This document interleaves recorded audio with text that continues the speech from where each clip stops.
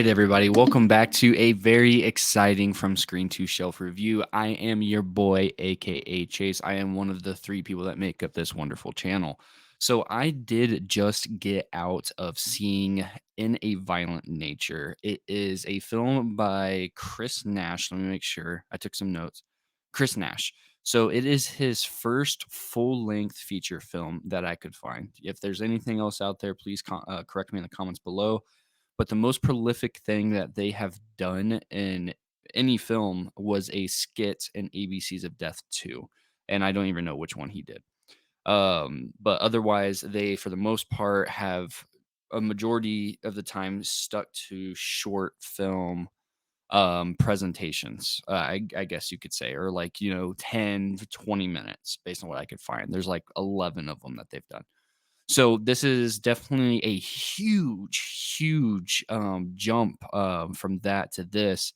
So for those that maybe just clicked on this, don't really know what's going on, what is In a Violent Nature, it's kind of a, if not one of, it would have to be top five on most people that fall in my camp. I know it's one of Will's most anticipated, and it would definitely was one of my most anticipated movies of this year.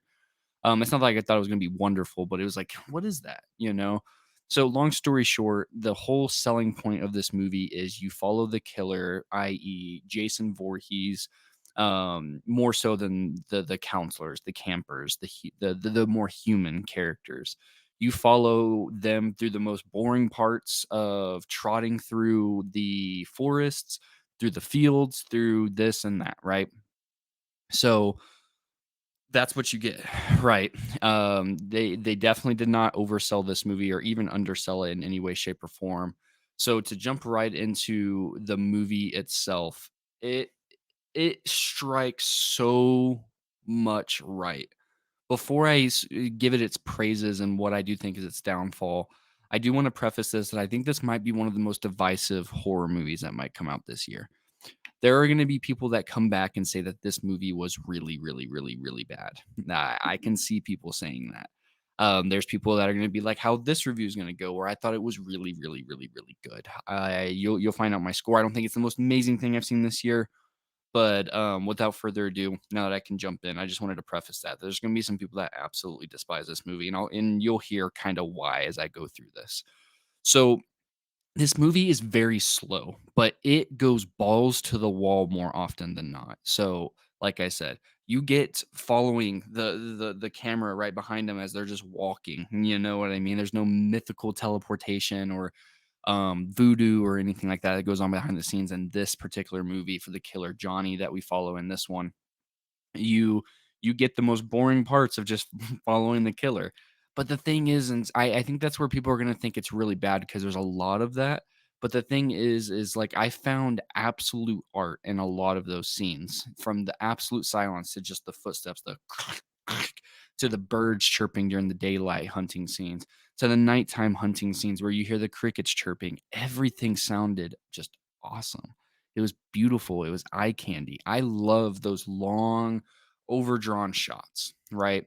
As an example, in very early on in the movie, there's this part where it stays stuck on this thing for at least 90 seconds. I didn't count, but it felt like at least 90 seconds before something happened.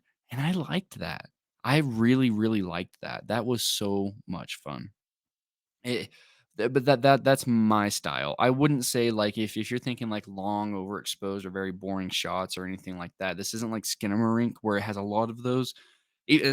Much of a fan of I am as I am of that movie, that's not what I'm trying to say. There's just a lot of, like, "Hey, you're over the shoulder of this killer for, like, 5 minutes," you know? And then it's really cool how they do it, you know? Instead of it just being, like, through one field, then it'll cut to, like, daytime in a much more weedy looking area. Then now you're in forests and stuff, and now it's nighttime. And it just cuts like that throughout that 5 minutes. So it keeps you entertained for sure, at least to me. The kills in this movie are fucking brutal. They are brutal. It's one of the things. It's one of the things I don't like about theaters, and it's one of the things I love about theaters is the crowd. And I got both of the reasons why I don't like crowds and why I like crowds at this theater. People laughing at things that were like super serious and actually well done. And I guess people are having fun. I'm not judging them for that. It's just like, why are you laughing? But then there's parts like there's like 2 kills in this movie where, like, I literally heard at least 10 per each of those kills, "Oh, shits," whenever that happened, and that was really cool to hear. So, the crowd was definitely in it, and I was in a sold out theater. That was wild. I had early access. This will be coming out, the video will be live an hour after I probably got out of the movie. So, the crowd seemed to really, really like it. The kills are really well done, and the best way that I can describe this movie is if you're a fan of, like, older horror movies, like, think, um, Pieces, Texas Chainsaw Massacre, not even Michael Myers or Nightmare on Elm Street. Texas Chainsaw Massacre has a different, like, aesthetic to it than those other ones, but just classic slashers and camp.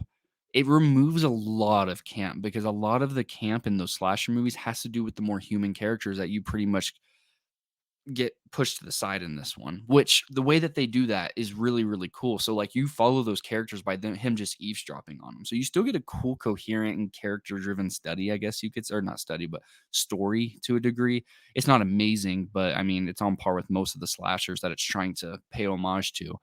But again, with the homages and everything, you will find so much fun in this. It is grindhousey, it is art housey, and it's fan filmy at the same time. And it's very shuttery, I guess you could say. Shutter, who produced this movie and put it out, it will be out on their streaming platform, I believe, in 3 weeks.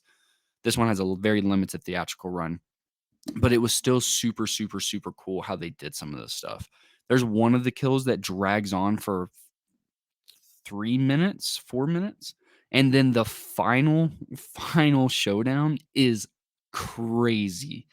It's not the ending of the movie, but the final showdown. Now, the only thing I didn't like about this, and I think I'm gonna leave this completely spoiler free because I know there's some people out there that like to still listen to our spoiler free parts, even though they or our spoiler parts, even though they haven't seen the movie. So I really want people to go in blind and form your own opinion on this one. I didn't like the ending. I did not. It just dragged on way too long. Like the true ending, the way that it unfolds, it was endearing and it was really well done. I just don't think it landed for me the way that it was supposed to, especially for how balls to the wall the rest of the movie was, if that makes sense. So, honestly, I was willing to give this movie like a solid 8.25 to 8.5, but once the credits rolled, which by the way, the credits roll like outro song bangs. Stay and listen to it. It's so good. I'm literally docking points for that ending. That is just me. So again, if you like everything else and everything else excites you about this movie, please still go see it. The ending I don't think is a deal breaker. I will if this movie comes to 4K, I'm buying it, you know. You will understand what I mean after you've seen this movie, and it's probably contradictory for the way that I'm saying it. It's like the final kill and then the ending is aren't those the same thing? But that's what makes this movie a little bit different, how it kind of puts itself out there. And especially in the last 20 minutes. It's freaking crazy. So I wanted to put that out there. There's two different things going on there, right? The final kill and then the ending. So it's the ending I really don't like the credits roll whenever that happens. I just didn't really care much for it. I really think honestly, you could have just cut that out. I really do. I think you could have stopped it at a different point in the movie, but that's just my 2 cents. Again, like I said, before the ending, I was ready to give it about an 8.25 to an 8.5. And I really do think that might go higher on a rewatch. And I might even like the ending more on a rewatch. But the thing is with that ending, it's got to be a solid 7.5 for me out of 10. I really do think that because it was pretty good. It wasn't entertaining all the way through and through, gripping my seat. Oh my god, we have evolved past what we've known as, like, genre slashers and stuff with, in a violent nature. That's just not how this movie's operating. It's doing something different, but I don't think it's gonna set a new status quo. Would I be opposed to a new movie? Not at all. Or another movie? Not at all. So, I think I'm gonna sit firmly at a 7.5, maybe a 7.75 because the ending's not that atrocious. I just didn't like it, but I think a 7.5 is relatively fair enough. So, um, please, guys, if you had the pleasure of going to see this movie, sound off in the comments below. Let me know. Please keep it spoiler free. Let me know what you thought. Let me know if you agree with me on the ending. Let me know if are, you disagree, whatever the case may be. Like, comment, subscribe, and stay tuned for the next From Screen to Shelf video. Thank you, guys.